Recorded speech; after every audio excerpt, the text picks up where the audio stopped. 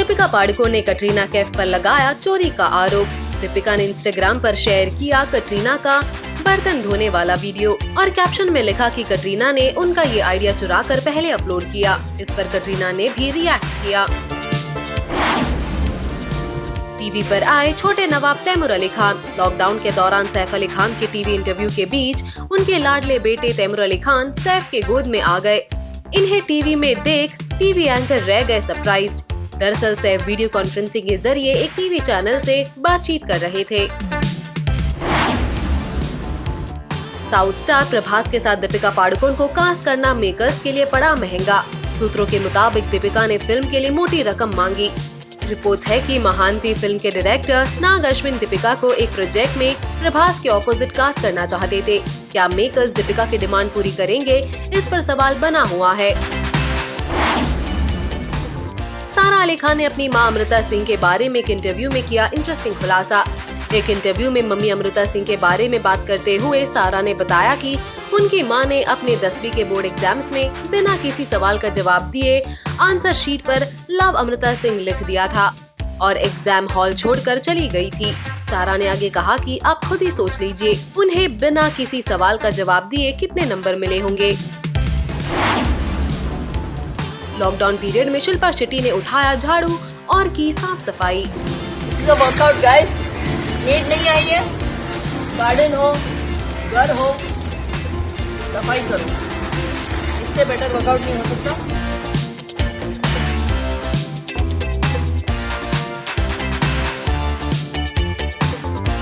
और self isolation में करने लायक ऑक्यूपेशन भी मिल जाता है। ये हो गया आज का कार्डियो।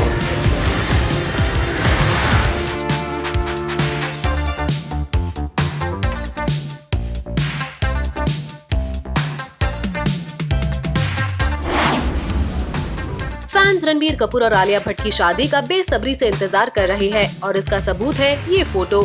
एक फैन ने इन्हें दुल्हे के आउटफिट्स में इमेजिन कर बनाई ये स्केच, जो कि सोशल मीडिया पर खूब वायरल हुआ। लॉकडाउन पीरियड में एंजॉय करते दिखे प्रियंका चोपड़ा और निक जोनस। हाथ में जाम का प्याला लिए उनका ये रोमांटिक वीडियो हुआ viral. Have fun, y'all. Bye, Parade. Bye. Have fun, guys. See you soon. Karan Johar ने आज फिर अपने बच्चों को कोरोना का पाठ पढ़ाने की कोशिश की। सोशल मीडिया पर वीडियो हुआ viral. Yash, now that I've trained you about the coronavirus, what would you like to say about it? Very bad. It is very bad. And what are you doing about it?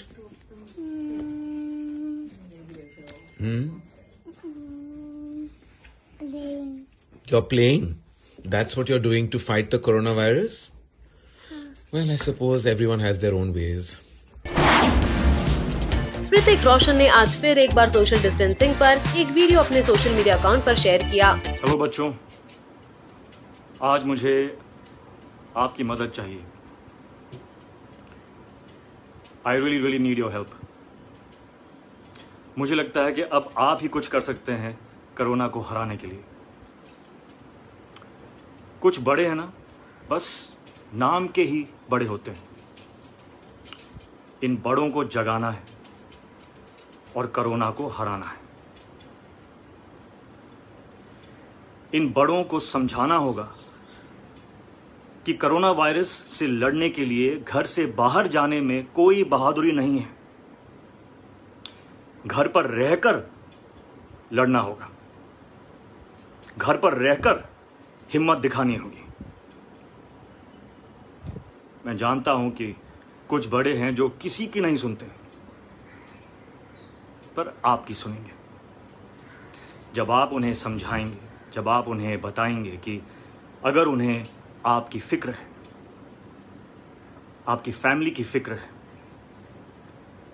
तो वो social distancing की, यानी कि physically एक दूसरे से दूर रहने की इम्पोर्टेंस को समझेंगे और सारे रूल्स फॉलो करेंगे। आप करेंगे ना मेरा काम? और हाँ, आप सब, आपका भी, अपना भी पूरा ध्यान रखें। हम सबको इसमें साथ आना है, इन बड़ों को जगाना है, और कोरोना को हराना है। All the best, love you all. 21 दिन लॉकडाउन के बीच कंगना रनौत स्पिरिचुअल वर्ल्ड में अपने आप को बिजी रख रही है। आज नवरात्रि के तीसरे दिन कंगना की टीम ने उनका वीडियो शेयर किया, जिसमें उन्होंने कुछ महत्वपूर्ण बातें बताई। कैसा चल रहा है नवरात्रि का तीसरे दिन का उपवास आपका? आपको लगता होगा कि कंगना एक सुपरस्टार है, फैशनिस्टा है, बेस्ट एक्ट्रेस है, सन्यासी बन जाती है, योगी बन जाती है, मतलब व्हाई इज दैट? वेल, मुझे भी अजीब लगता है कि आप लोगों को ये अजीब लगता है, क्योंकि ऐसा नहीं है कि जिंदगी का मकसद सिर्फ पैसा कमाना है या जितना हो सके उतना कुछ करके जाना है। कहीं ना कहीं हम लोगों की ना जो वेस्टर्न थिंकिंग है, कैपिटलिज्म ने इतना ज़्यादा हमारे दिमाग में ठूस दिया है कि पैसा कमाओ, चलते जाओ। तो आज कहाँ है वो सब लोग? अपने घरों में छुप के बैठे हुए हैं, कह रहे हैं कि जितना पैसा है ले लो, हमारे घर ले लो, बस हमें कोरोना से बचा दो, बस हमें ज़िंदगी चाहिए। तो जब ज़िंदगी इतनी इम्पोर्टेंट है, और सीधी सी बात है, अभी आपको 3-4 चीज़ें समझ आ रही है कि ज़िंदगी आपका काम नहीं है, ज़िंदगी आपका सोशल मीडिया प्रोफाइल्स नहीं है, आपका सोशल स्टेटस नहीं है, ज़िंदगी आपका रिलेशनशिप्स भी नहीं है, क्योंकि अभी आप रिलेशनशिप्स वालों को मिल भी नहीं सकते। तो फिर ज़िंदगी है क्या? ज़िंदगी सिर्फ ज़िंदगी है। तो बहुत सारे लोग नहीं जानते हैं, मगर मैंने जो मनाली का अपना घर बनाया है, मैं कुछ भी कर सकती थी इन पैसों से। ये स्पेसिफिकली मैंने साधना के लिए ही बनाया। मैंने आज तक किसी को नहीं कहा, क्योंकि मुझे पता है सोशल मीडिया पे किस तरह के चतुर लोग होते हैं और किस तरह से तंज कसे जाएंगे और किस तरह से मुझे मेरा मुखौल बनाया जाएगा, इसलिए मैंने कभी कहा नहीं। मगर अब जब सब दुबक के अपने घरों में बैठे हैं तो मैंने कहा व्हाई नॉट शेयर इट। तो दोस्तों, ऐसा नहीं है कि साधना या योग ये सिर्फ योगियों के लिए है या सन्यासियों के लिए है। मुझे सफल होना बहुत अच्छा लगता है। मुझे ज़िंदगी में जो मैं हूँ वो बन के बहुत मज़ा आता है। फैशन करना बहुत अच्छा लगता है, मुझे पैसे कमाना बहुत अच्छा लगता है, ज़िंदगी के मज़े लूटना बहुत अच्छा लगता है। मगर मैं ये नहीं चाहती कि ज़िंदगी मुझे लूट जाए। मैं ये नहीं चाहती कि एक्टिंग मुझे निचोड़ दे। मैं ये नहीं चाहती कि मैं जिंदगी का इस्तेमाल ना करके ये दुनिया मुझे इस्तेमाल कर जाए। इसीलिए मैं साधना में जाती हूँ, और इसीलिए हमारी संस्कृति में, हमारी सभ्यता में, जिससे अब हमें बिल्कुल जो है वेस्ट ने बिल्कुल अलग कर दिया है। मगर वेस्ट में अगर आप देखें तो हम लोगों को तो जो भी है रेसिज्म के करके वो लोग डिस्क्रिमिनेशन करते हैं, ये करते हैं, वो करते हैं।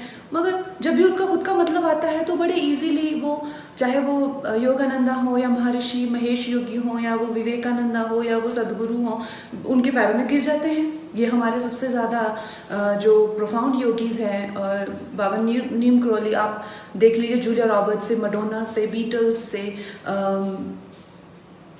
स्टीव जॉब्स से, मतलब हर एक के गुरु हैं। ऐसा क्यों होता है कि सबसे बेस्ट डॉक्टर्स को, टीचर्स को, मुझे जो बचपन में योगा सिखाते थे उनको भी अमेरिका से उनको पता होता है कि कौन सबसे बेस्ट है, बड़ी आसानी से ले जाते हैं। हमारी सभ्यता के वैदिक डाइट को बड़े इजीली इंटरमिटेंट बना दिया है। बहुत ही जो भी जितने भी हम लोगों की चीज़ें हैं बड़ा सजा सवार के वेस्टर्नाइज करके हमको दे देते हैं। मगर क्या हम वो सोचेंगे जो वो चाहते हैं हमें सोचना? क्या हम उनकी इम्प्लांट की हुई बातों को ही अपने दिमाग में डेवलप करेंगे और उनकी सोच रखेंगे? क्या हम खुद, मैं ये नहीं कहती कि आप फॉलो मत करो ना फॉलो। मैंने आपको बताया ना कि जो भी मोस्ट सक्सेसफुल पीपल हैं सब लोग तो फॉलो कर रहे हैं योग की साधना से, वो सक्सेसफुल हुए हैं। So anyway, cutting long story short, साधना के क्या महत्व है और साधना क्यों सबके लिए जरूरी होती है। मैं कह रही हूँ, आप किसी धर्म को नहीं मानते हैं, अब सिंपल लॉजिक, अगर आप में बिल्कुल भी सिंपल लॉजिक है तो जब आप ब्रीद इन करते हैं आपको ब्रीद आउट करना ही पड़ता है। जब आप खाना खाते हैं तो आपको एक्सक्रीट करना ही पड़ता है। जब आप जगते हैं तो आपको सोना पड़ता ही है, चाहे नहीं चाहे।